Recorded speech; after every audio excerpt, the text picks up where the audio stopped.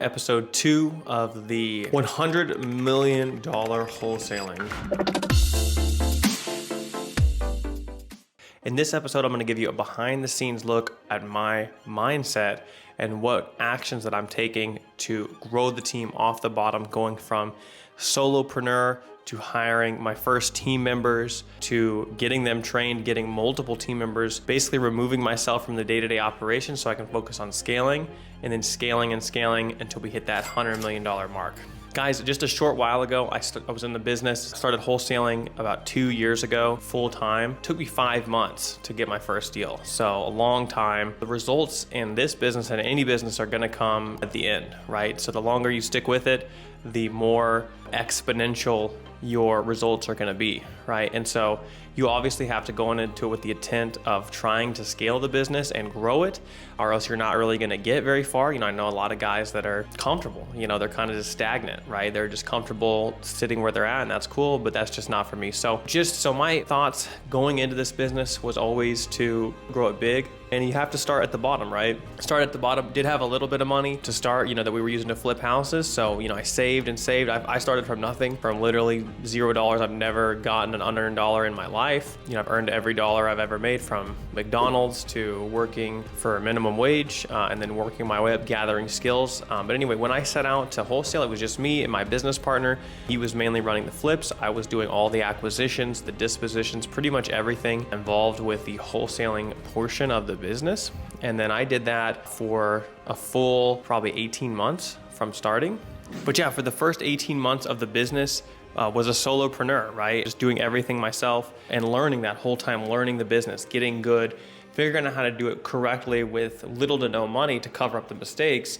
And so it was just my raw skill on the line, right? So I had to get really good at closing, really good at finding leads, really good at all that kind of stuff. So, those skills built, and then I got to the point where we exited an apartment building.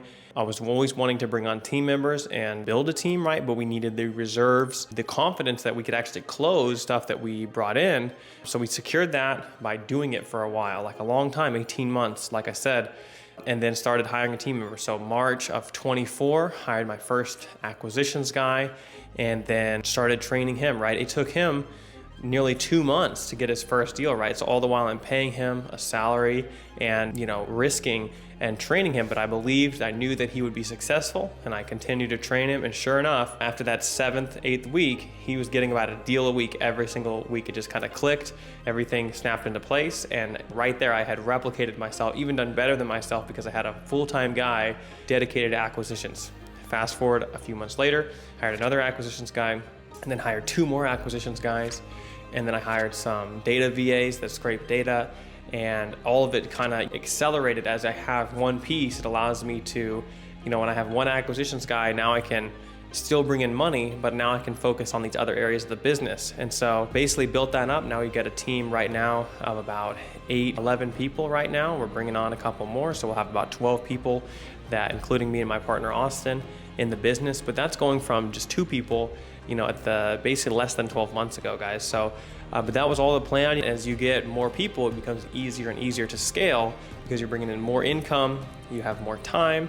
But guys, it's an iterative process. If I would have been like, this is stupid, at month 12, and been like, why isn't it growing faster? Then I would have given up and never been able to achieve. But we're going to be able to go from solopreneur to a full team. We'll probably have 20 people working in the business, and we probably brought in about $1 million in gross profit revenues into the business last year. We're looking to triple to 5-6x that amount this year. And that is going to come through rapid scaling, rapid reinvestment into more people and more advertising. But now that we've got that foothold, we have a solid team of people that are fulfilling most of the roles. We just hired a disposition person. So once I train them, then I can really be out of most of the transactions for the most part. The team's getting better at closing. I can just hand the files over to the disposition. I've already got an admin in place that's transaction coordinating. So once we get those 3 elements figured out, for the most part, I will be free to continue working on the top end, scaling, hiring, the big picture. But it took time to do that, right? So once we do that, we must continue to prove, to systemize. As we go from 1 acquisition guy to 2 to 3 to 4 to 5, the challenge is, of course, systemizing that role, putting scripts, processes, checklists in place, and so that everything that I do, that good guy does to make the role really effective, is all written down and followed, and so that way it becomes a science, right? And so if I bring a guy in cold off the street, if he just follows these processes and says the words in the right way, it's going to yield results, right? And so once we can get it down to a science, to where it's a foregone conclusion that if we add this person, we're going to add this much revenue to the business, then it becomes just a matter of time and implementation to grow the business to $100 million in revenue, right? And so that's my thought process behind it. Is we're going to do it, we're going to prove it, then we're going to scale it, systemize it, and then continue scaling to that point. So guys, I hope you got value from this podcast. If you have any questions about what I'm trying to do, we're hit that 1 million mark, I think, last year.